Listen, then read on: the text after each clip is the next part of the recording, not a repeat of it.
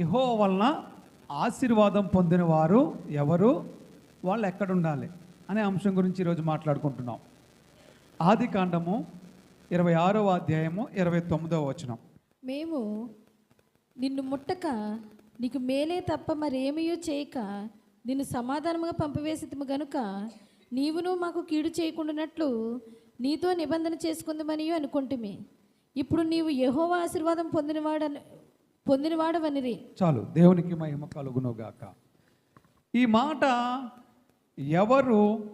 ఎవరితో చెప్తున్నారు?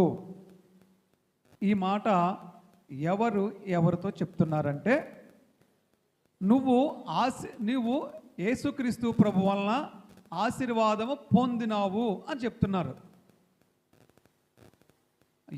ఎవరితో చెప్తున్నారంటే, ఫిలిస్తీయుల దేశాన్ని పరిపాలిస్తున్న గెరారు రాజైన అబీమెలెకు, అతని సైన్యాధ్యక్షుడు, అతడి స్నేహితుడు, ఈ ముగ్గురు వచ్చి, అర్థం చేసుకోండి, ఒక దేశాన్ని పరిపాలిస్తున్న రాజు అబీమెలెకు, అతడి సర్వ సైన్యాధ్యక్షుడు, అతడి ముఖ్యమైన స్నేహితుడు, ఈ ముగ్గురు వచ్చి గెరారు లోయలో గుడారం వేసుకున్నటువంటి ఇస్సాకు దగ్గరకు వచ్చి అంటున్నారు, నీవు యెహోవా వలన ఆశీర్వాదం పొందినవాడేవి అంటున్నారు.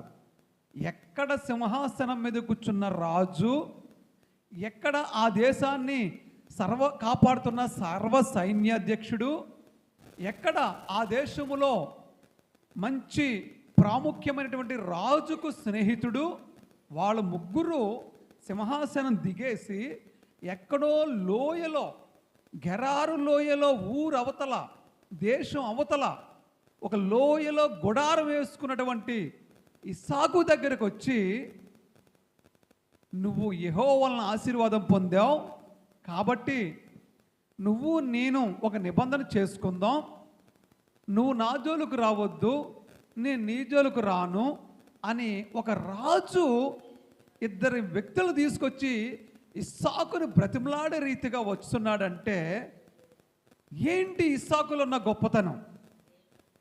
ఇస్సాకు ఆఫ్టర్ ఆల్ ఒక గుడారం వేసుకుని గుడారంలో జీవిస్తుంటే, ఒక దేశాన్ని పరిపాలిస్తున్న సింహాసనం మీద కూర్చోవలసిన రాజు దిగేసి వెతుక్కుంటూ ఇస్సాకు దగ్గరకు వచ్చి బ్రతిమలాడుతున్నాడంటే, ఏంటి ఇస్సాకులో ఉన్న గొప్పతనం ఏంటి?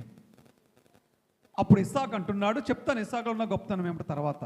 అప్పుడు ఇస్సాకు అంటున్నాడు, ఏమయ్యా మహారాజా, నేను మీ దేశంలో నివసిస్తున్నప్పుడు మీరే కదా నన్ను పగబట్టి బయటికి గెంటేశారు, నువ్వే కదా నన్ను బయటికి పొమ్మన్నావు, నువ్వు రాజు కాబట్టి నువ్వు చెప్పిన మాటకు లోబడిపోయి నీ దేశం చివరకు వచ్చేసేసి నేను గుడారం వేసుకుని జీవిస్తున్నాను, ఇంకెందుకయ్యా నా దగ్గరకు వచ్చావు నువ్వు అని ఇస్సాకు రాజుని అడుగుతుంటే, అప్పుడు రాజు ఏం సమాధానం చెప్తున్నాడో చూడండి. ఇదిగో, మీరు నా మీద పగబట్టి మీ యొద్ద నుండి నన్ను పంపివేసిన తర్వాత ఎందు నిమిత్తము నా యొద్దకు వచ్చి ఉన్నారు అని వారిని అడగగా, అప్పుడు రాజు అంటున్నాడు, వారు నిశ్చయముగా యెహోవా నీకు తోడైయుండుట మేము చూచితిమి అంటున్నాడు. దేవునికి స్తోత్రం కలుగునుగాక. ఇస్సాకు అడిగాడు, మీరు నన్ను బయటికి పొమ్మన్నారు, రాజ్యంలో ఉండొద్దన్నారు, బయటకు వచ్చేసాను, గుడారం వేసుకున్నాను, మీరెందుకయ్యా ఈ గుడారం వేసుకున్న వాడి దగ్గరికి వచ్చారు అని అడిగితే రాజు ఏమంటున్నాడు తెలుసా? నిశ్చయముగా యెహోవా నీకు తోడుగా ఉన్నాడన్న సంగతి మేము చూసాం, అందుకే భయపడి నీతో సంధి చేసుకోవడానికి మేము వచ్చాం అని రాజు చెప్తున్నాడు. ఎందుకు ఇస్సాకును బయటికి పంపించేశారు వాళ్ళు? ఇప్పుడెందుకు వెళ్ళి బతిమాలుతున్నారు రాజు వెళ్ళి? ఎందుకు బయటికి పంపించేశారో మనకు తెలియాలంటే 26వ అధ్యాయంలోనే 12వ వచనం చూడండి ఒకసారి. ఇస్సాకు ఆ దేశమందు ఉన్నవాడై విత్తనము వేసి ఆ సంవత్సరము 100 ఫలము పొందెను, యెహోవా అతన్ని ఆశీర్వదించెను గనుక ఆ మనుషుడు గొప్పవాడాయను. అతడు మిక్కిలి గొప్పవాడగు వరకు క్రమం క్రమముగా అభివృద్ధి పొందుచూ వచ్చెను. అతనికి గొర్రెల ఆస్తియు గొడ్ల ఆస్తియు దాసులు గొప్ప సమూహమును కలిగినందున ఫిలిస్తీయులు అతని యందు అసూయపడిరి. చూడండి, ఎందుకు అతన్ని బయటికి పంపించేశారంటే, ఇస్సాకు ఉన్న దేశంలో కరువు వచ్చినందున తన భార్యను తీసుకుని గెరారు దేశానికి పరవాసిగా వెళ్ళాడు. ఇలాంటి అందమైన స్త్రీ ఎవరికన్నా కళ్ళైనా పడతాయేమని ఇతను భయపడుతున్నాడు. కాబట్టి దేవుడు ఏం చేశాడంటే, ఆ రాజ్యంలో రాజుకే ఆర్డర్ ఇచ్చేసాడు. ఆ స్త్రీని బట్టి ఇస్సాకు భయపడకూడదు. ఎందుకంటే తన మనసులో, ఇస్సాకు మనసులో ఆ భయం ఉంది. నా భార్య చాలా అందమైనటువంటి యువతి, ఇక్కడ ఎవరు అంత అందమైన వాళ్ళు లేరు ఈ దేశంలో, ఏమైనా ప్రమాదం జరిగితే అని భయపడుతున్నాడు. దేవుడు అది గమనించి రాజు చేసే స్టమ్కి ఏం చేశాడు ఏమనంటే, ఈ స్త్రీ జోలికి ఎవరైనా వెళితే, ఈ స్త్రీని కానీ ఎవరైనా ముట్టుకుంటే, కన్నెత్తి చూస్తే వాళ్ళకి మరణశిక్ష విధించబడును అని రాజే ప్రకటించేశాడు. చూసారా? అంటే అప్పటికే ఇస్సాకుకు దేవుడు తోడై ఉన్నాడన్న విషయం రాజుకి అర్థమైపోతా ఉంది. ఆ తర్వాత ఇక ఇస్సాకులో ఆ భయం పోతుందా ఉంటుందా? పోతుంది. ఎందుకంటే ఇప్పుడు నిర్భయంగా జీవిస్తాడు. తన భార్యతో ఎక్కడికైనా వెళ్తాడు, ఈసారి మాల్స్కి వెళ్తాడు, షాపింగ్ చేస్తాడు, పిక్నిక్కి వెళ్తాడు, పార్కులకి వెళ్తాడు, పెద్ద పెద్ద కొండలు ఎక్కుతాడు, భార్య భర్తలు ఇద్దరు కలిసి సరదాగా తిరుగుతారు. ఇంక భయం లేదు. ఇంకా ఇంతకుముందు తిరగాలంటే భయపడి దోకుండేవారు. సరసం సాటుగా తన భార్యతో మనసు విప్పి మాట్లాడుకుంటా కూడా లేదు, భయపడేవాడు. సాటుగా కాపురం చేసుకునేవారు వాళ్ళిద్దరు. ఇప్పుడు అలా లేదు. ఇంకా రాజే పర్మిషన్ ఇచ్చేసాడు, ఎవరైనా ముట్టుకుంటే మరణశిక్ష విధిస్తానని చెప్పేసి టముకి ఏం చేశాడు. అందుకు కాబట్టి ఇప్పుడు వాళ్ళు డైరెక్ట్గా హ్యాపీగా సంసారం కొనసాగిస్తూ ఉన్నారు. అయితే మరి అలాంటి వాళ్ళని బయటికి ఎందుకు గెంటేశారు ఈ రాజు? బయటికి ఎందుకు గెంటేశాడు? వెళ్ళిపోండి అవతలకని ఎందుకన్నాడు వాళ్ళని? ఎందుకన్నాడంటే, ఇస్సాకు విత్తనం వేసి వ్యవసాయం చేస్తుంటే 100 అంతల పంట కోస్తున్నాడంట. ఆ దేశంలో కరువు, ఎవరికి వాటరే పడతలేదు. ఈయన మాత్రం బావి తీస్తుంటే వాటర్ పడిపోతుంది. ఈయన పంట వేస్తుంటే 100 రెట్లు పండేస్తుంది. ఈయన ఎలాగైపోయాడంటే దినదినము అక్కడ చూడండి ఏమని రాయబడిందో, విత్తనం వేసి ఆ సంవత్సరం 100 అంతల ఫలము పొందెను. యెహోవా అతన్ని ఆశీర్వదించెను గనుక ఆ మనుషుడు గొప్పవాడాయను. తర్వాత అతడు మిక్కిలి గొప్పవాడగు వరకు క్రమముగా అభివృద్ధి పొందుచు వచ్చెను. దేవుడు అతనికి తోడుగా ఉన్నందువలన ఇస్సాకంట చాలా గొప్ప ధనవంతుడు. అతడు చాలా ధనవంతుడు అయిపోయాడంట, బాగా ధనవంతుడు అయిపోయాడంట. దేవుడు అతన్ని క్రమంగా తోడుగా ఉంటూ ధనవంతుడు అయ్యేంత వరకు విడిచిపెట్టలేదంట. దేవుడు గొప్పవాడైపోయాడంట. ఎక్కడి నుంచో వచ్చి ఈ దేశంలో ఆ రాజు కంటే కూడా బలవంతుడైపోయాడంట. ఈ ఫిలిస్తీయులు అసూయపడ్డారంట. ఎందుకంటే ఎక్కడి నుంచో వచ్చాడురా ఇస్సాకు మన దేశానికి వచ్చి మనల్ని మించిపోయాడు, ఇలాంటి మన దేశంలో ఉండనిస్తే రేపొద్దున్న మనకి ఏక్కి మేకైపోతాడరా అని రాజే అసూయపడేలాగా దేవుడు ఇతన్ని ఆశీర్వదించేశాడంట. ఇక్కడ మీరు గమనించవలసిన విషయం ఏమిటంటే, దేవుని యందు భయభక్తులుంటే దేవుడు మనల్ని కూడా అలాగే ఆశీర్వదిస్తాడు. రాజే అసూయపడేలాగా దేవుడు ఇస్సాకుని ఆశీర్వదించాడు. అలాగే గొప్ప వాళ్ళు కూడా అసూయపడేలాగా దేవుడు మనల్ని కూడా దేవుడు ఆశీర్వదిస్తాడు. అందుకు కాబట్టి మనం దేవుని యందు భయభక్తులు కలిగి ఉండాలి.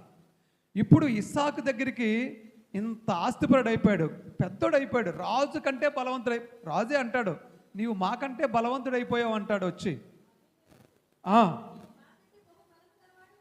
అదిగో చూసారా ఏమన్నాడండి? కిందే ఉంది కదా, కిందే ఉంది 16వ వచనంలో, అబీమెలెకు నీవు మాకంటే బహు బలము గలవాడవు గనుక మా యొద్ద నుండి వెళ్ళిపోమ్మని ఇస్సాకుతో చెప్పగా. చూసారా? చాలమ్మా, అబీమెలెకు రాజు వచ్చి అంటున్నాడు నువ్వు మాకంటే బహు బలవంతుడైపోయావు. అసలు రాజు కంటే బలవంతుడు ఎవరన్నా ఉంటారండి? మరి దేవుడు తలుచుకుంటే చేస్తాడు, దేవుడు అలా చేస్తాడు. అర్థమవుతుందా మీకు? అవును, చేశాడు. రాజు కంటే బలవంతుడు చేసేసాడు. ఇప్పుడు ఇస్సాకుని దేశాన్ని పరిపాలిస్తున్న అబీమెలెకు కంటే కూడా ఆస్తిలోనూ మనుషుల్లోనూ దాసుల్లోనూ గొర్రెలు గొడ్ల ఆస్తుల్లోనూ అన్నిట్లోనూ కంటే కూడా గొప్పవాడు అయిపోయాడట. అందుకే రాజుకి అసూయ కలిగింది. ఇలాంటి వాడు మన దేశంలో ఉంటే మనకి ఏక్కు మేకైపోతాడు, కాబట్టి ఇతను మనం బయటికి గెంటేద్దాం అనుకున్నాడు. అనుకుని వెళ్ళి చెప్పాడు, బాబు ఇస్సాకు గారు, నువ్వు ఇక్కడ ఉండడం మంచిది కాదయ్యా, ఎందుకంటే రాజు కంటే మించిపోయి ఉన్నావు నువ్వు, అందుకని బయటికి వెళ్ళిపో అని చెప్పి పంపించేశాడు. ఇస్సాకు కూడా ఏం మాట్లాడలేదు, సడీ చెప్పుడు లేకుండానే దేవుడే చూసుకుంటాడని వచ్చేసాడు బయటికి. అతడు ఎందుకు అంత ఆశీర్వాదం పొందుకున్నాడు? అతడు ఎందుకు అంత ఆశీర్వాదం పొందుకున్నాడంటే దేవుడు అతనికి మాట ఇచ్చాడు, నేను నిన్ను ఆశీర్వదిస్తానని. ఆ మాట చూద్దాం ఒకసారి. ఆదికాండము 26వ అధ్యాయము 2వ వచనం. 26వ అధ్యాయం 2వ వచనం.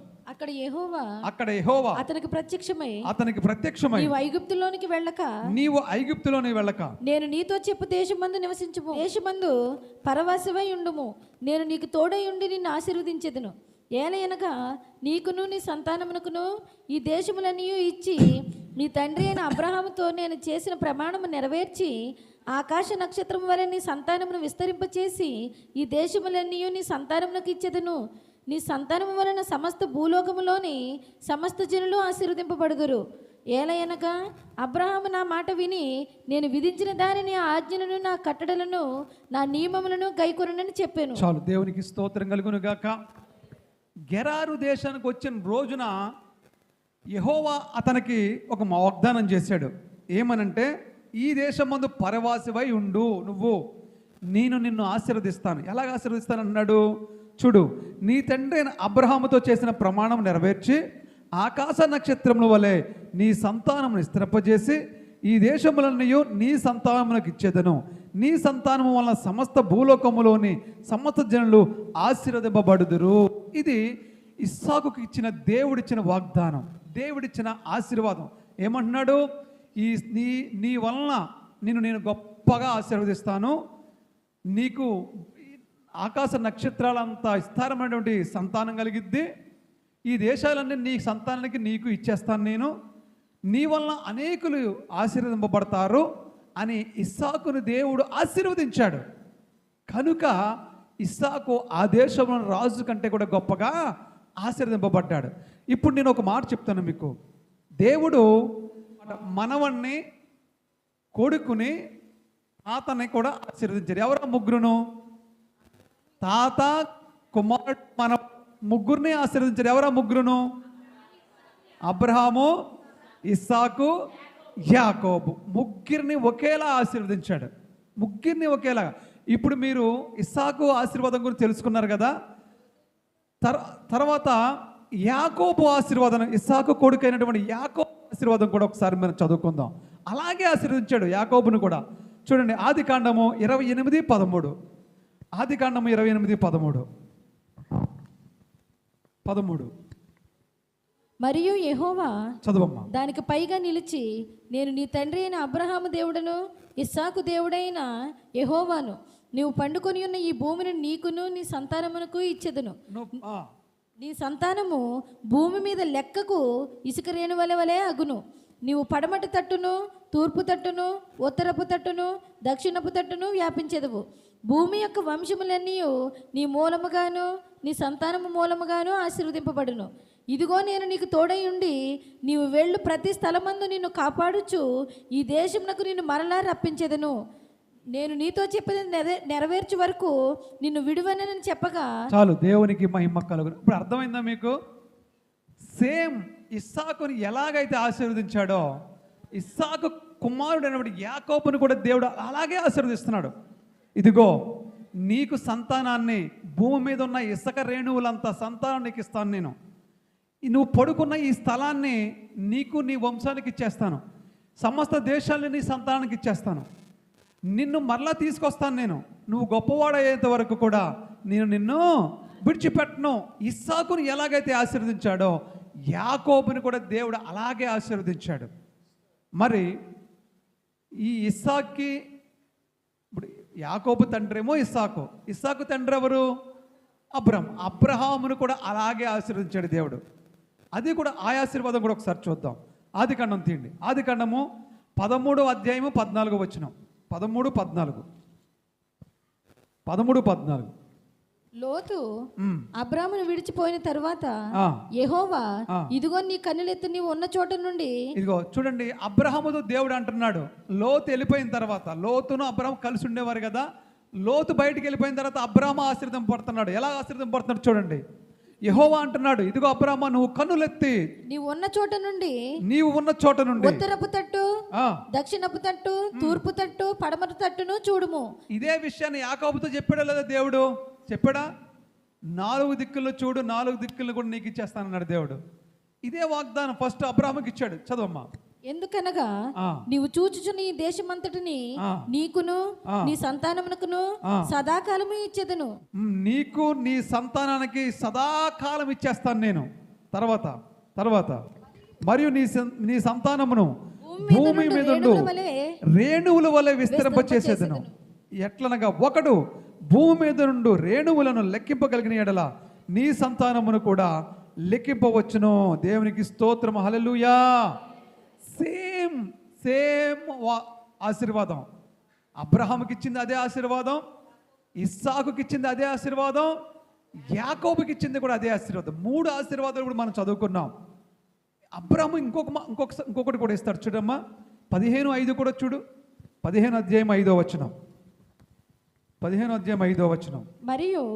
మరియు ఆయన వెలుపలకి అతను తీసుకుని వచ్చి, నీవు ఆకాశం వైపు తేరు చూచి నక్షత్రములను లెక్కించుటకు నీ చేతనైతే లెక్కించమని చూడు. నక్షత్రాలను నువ్వు లెక్క కట్టగలిగితే, ఇందాక మనం చదువుకున్నాం, ఇసుక రేణువులు కాదు, ఇస్సాకుతో ఏమన్నాడు? నువ్వు ఆకాశ నక్షత్రం వల్ల నీ సంతానం స్థిరం చేస్తాడు కదా. ఇదే వాగ్దానాన్ని అబ్రహాముతో కూడా ముందే ఇచ్చాడు. చదువు. నక్షత్రములను లెక్కించుటకు నీ చేతనైతే లెక్కించమని చెప్పి నీ సంతానం అలాగవునని చెప్పెను. అతడు యెహోవాను నమ్మెను, ఆయన అది అతనికి నీతిగా ఎంచెను. చాలు, దేవునికి మహిమ కలుగును. 17:1 కూడా చూడు. 17 ఆదికాండం 17:1. అబ్రాహాము 99 ఏండ్ల వాడైనప్పుడు యెహోవా అతనికి ప్రత్యక్షమై, మరలా యెహోవా 99 సంవత్సరాల వయసులో యెహోవా అబ్రహాముకి ప్రత్యక్షమయ్యాడట.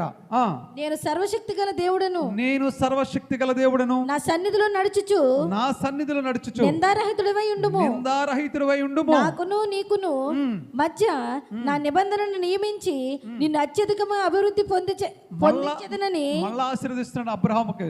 99 సంవత్సరాల వయసు వచ్చినప్పుడు అబ్రహాముతో దేవుడు మళ్ళా మాట్లాడుతున్నాడు. మళ్ళా ప్రత్యక్షమయ్యాడు దేవుడు అబ్రహాముకి. అంటున్నాడు, నువ్వు నా దగ్గర నిందారహితుడివై ఉండు. ఇప్పుడు వరకు చాలా బాగున్నావు నువ్వు, ఇక మీదట కూడా నువ్వు అలాగే ఉండు, నా దగ్గర నిందారహితుడిగా ఉండు, నేను ఆశీర్వదించేస్తాను, ఎంతగా అభివృద్ధి పరుస్తూ అత్యధికముగా అభివృద్ధి పొందించేదను అని అతనితో చెప్పి, చూడు చెప్పాను. అబ్రహాము సాగిలపడగా దేవుడు అతనితో మాట్లాడి, ఇదిగో నేను నియమించిన నా నిబంధన నీతో చేసి ఉన్నాను, నీవు అనేక జనములకు తండ్రి వగుదువు. అప్పటికి ఇంకా పిల్లలు లేరు అబ్రహాంకి, 99 సంవత్సరాల వయసు. కానీ దేవుడు అంటున్నాడు, నీవు అనేక జనములకు తండ్రి వగుదువు, మరియు ఇక మీదట నీ పేరు అబ్రాము అనబడదు, నిన్ను అనేక జనములకు తండ్రిగా నియమించితిని గనుక నీ పేరు అబ్రహాము అని పిలువబడును. నీకు అత్యధికముగా సంతానాభివృద్ధి కలగజేసి నీలో నుండి జనములు వచ్చినట్లు నియమించుదును.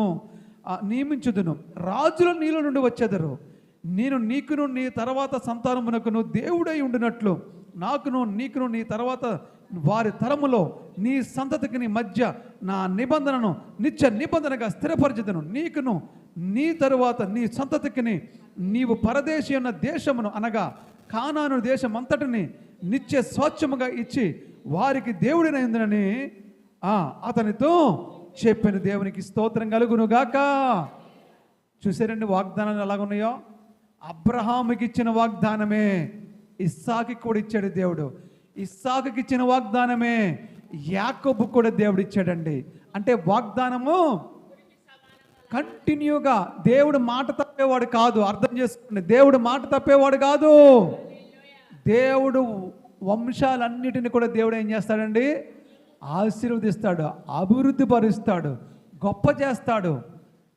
ఎంత గొప్ప చేశాడంటే, ఇస్సాకు ఎక్కడో లోయలో గుడారం వేసుకుంటే భయపడి, మనం పంపించేశాం కదా బయటికి అని రాజు భయపడిపోయి, ఎందుకైనా మంచిది మనం వెళ్ళి అతనితో సంధి చేసుకుందాం రండి అని చెప్పి, రాజు సైన్యాధ్యక్షుడు, ఆ దేశంలో ముఖ్యమైన రాజు ఫ్రెండు, వీళ్ళు ముగ్గురు కలిసి నడుచుకుంటూ నిలుక్కుంటూ ఎక్కడో గుడారం వేసుకున్న ఇస్సాకు దగ్గరికి వచ్చేసి అంటున్నారు, నీకు దేవుడు తోడై ఉండడం మేము చూసాం, నీవు యెహోవా వలన ఆశీర్వాదం పొందితివి కనుక నువ్వు మమ్మల్ని ఏమీ చేయకూడదు, నిన్ను మేమేమి మా రాజ్యంలోంచి బయటికి పంప మిమ్మల్ని అన్నాం, నిన్ను ఏమీ అవమాన పంపలేదు, కాబట్టి నువ్వు కూడా మమ్మల్ని ఏమీ కూడా ప్రమాదకరంగా ఉండకూడదు. ఎందుకని ఏమో దేవుడు అతను తోడై ఉన్నాడు, అతను కానీ మనల్ని ఏమైనా చేస్తాడేమో భయపడి రాజు ఏం చేశాడంటే, ఆ ఇస్సాకుతో దేవునికి భయపడి, ఇస్సాకు నమ్ముకున్న దేవుడికి భయపడి, ఆ దేవుడి బిడ్డతో మనకెందుకురా, ఆ దేవుడి బిడ్డ జోలికి మనం వెళ్ళొద్దురా, ఆ దేవుడు గొప్పవాడురా అని దేవుడికి భయపడి వచ్చి ఇస్సాకుతో సంధి చేసుకుంటే, అప్పుడు ఇస్సాకు ఏమన్నాడు తెలుసా? సరే ఈ నైట్కి మా దగ్గర పడుకోండి, మీరు పొద్దున్న ఎదురుగానే మీకు నేను భోజనం తయారు చేస్తాను, పడుకోండి అంటే చచ్చినట్టు గుడారంలో పడుకున్నారు వీళ్ళు. సింహాసనం మీద అంశతూనిక పానుపు పైన పడుకోవలసినటువంటి అబీమెలెకు రాజు ఇస్సాకు గుడారంలో పడుకున్నాడు వచ్చి ఆ రాత్రి. రాజు, సైన్యాధ్యక్షుడు, ఇంకెవరు ఆ దేశంలో ముఖ్యమైనటువంటి రాజు ఫ్రెండు, ఈ ముగ్గురు కలిసి ఇస్సాకు గుడారంలో పడుకున్నారు. అప్పుడు ఇస్సాకు ఏం చేశాడంటే, మంచి భోజనం తయారు చేయించి, మంచి మాంసం భోజనం తయారు చేయించి విందు చేసి వారికి అతిథి మర్యాదలు చేసి, ఇద్దరు ఒకరికొకరు నేనేమి చేయనులే, నీ రాజ్యాన్ని సుభిక్షంగా నువ్వు పరిపాలించుకో, నువ్వు నా జోలికి రావద్దు, నేను నీ జోలికి రావద్దు అని ఇద్దరం కలిసి ఒక ఒడంబడిక చేసుకుని వాళ్ళు హ్యాపీగా ఫ్రెండ్స్ అయిపోయి వెళ్ళిపోయారు. అర్థమవుతుంది కదా ఇప్పుడు? ఎందుకంటే ఇస్సాకు జోలికి రాజు రాడు, ఎందుకంటే అతనే భయపడి ఇస్సాకు దగ్గరికి వచ్చాడు కాబట్టి ఇస్సాకు భయపడలేదు, కానీ రాజు భయపడ్డాడు. ఇస్సాకుని కోరుకున్నట్లుగా, రాజు కోరుకున్నట్లుగా, సరేలే నేను నీ జోలికి రానులే అని ఇస్సాకు చెప్పాడు. అంతేకాదు చక్కని భోజనం పెట్టి, చక్కని విందు చేసి, ఆ రాత్రి వాళ్ళని పడుకోమని చెప్పి చక్కగా వాళ్ళకి ఏర్పాట్లు చేసి, వాళ్ళని అతిథి మర్యాదలు చేసి ఉదయకాలాన్ని వాళ్ళని సాగనంపాడు. చూసారా? ఎవరైతే గెంటేశారో బయటికి వాళ్ళే వచ్చి కాళ్ళు పట్టుకున్నారా లేదా? దేవుడు గొప్పతనం అది. ఈరోజు నన్నైనా సరే ఎవరైతే తృణీకరిస్తున్నారో, మనల్ని చూసి ఎవరైతే మనల్ని బాధ పెడుతున్నారో, ఎవరైతే నిన్ను నిందిస్తున్నారో, ఎవరైతే నిన్ను దుఃఖపెడుతున్నారో, ఎవరైతే నిన్ను అవమానిస్తున్నారో, ఎవరైతే నిన్ను శత్రువుగా చూస్తున్నారో, వాళ్ళే నీ దగ్గరికి వచ్చి మనిద్దరం ఫ్రెండ్స్ అయిపోదాం, మనిద్దరం కలిసి జీవిద్దాం, మీకు మాకు గొడవ ఎందుకు, మనం ఒకటే అయిపోదాం అనే రోజులు దగ్గరలోనే ఉన్నాయి. చప్పడగొట్టి దేవుని మహిమపడదాం. హల్లెలూయా. దేవుడు నీ శత్రువులు నీకు మిత్రులుగా చేయబోతూ ఉన్నాడు. హ్యాపీయా కదా? మన శత్రువులే మన దగ్గరికి వచ్చి తప్పు అయిపోయిందని చెప్పి ఫ్రెండ్స్ అయిపోతే మనకు ఎలాగుంటుంది చెప్పండి అమ్మా? మనమే గెలిచినట్టు కదా. మన దేవుడు గెలుస్తాడు కదా. మన దేవుడు అంత గొప్పవాడు. మనకి ఎవరైనా మనల్ని ముట్టుకుంటే ఏమన్నాడు తెలుసా? నిన్ను ముట్టినవాడు నా కనుగుడ్డు ముట్టినట్టు అన్నాడు. మిమ్మల్ని ఎవరైనా ముట్టితే, మిమ్మల్ని కానీ నన్ను కానీ ఎవరైనా ముట్టితే ఎవరిని ముట్టినట్టు అండి? అది సాక్షాత్తు యేసు ప్రభు కంట్లో పొడిచినట్లు. అర్థమవుతుందా? ఊరుకుంటాడా దేవుడు? ఊరుకోడు. కాబట్టి మనం ఎలాగ ఉండాలండి? సింహంలాగా ఉండాలి. సింహం మన దేవుడు, మనం సింహం పిల్లలం. కాబట్టి ధైర్యంగా ఉందాం, దేవుడిచ్చే ఆశీర్వాదాలు పొందుకుందాం. దేవుడి మాటలను దీవించి ఆశీర్వదించును గాక. ఆమేన్.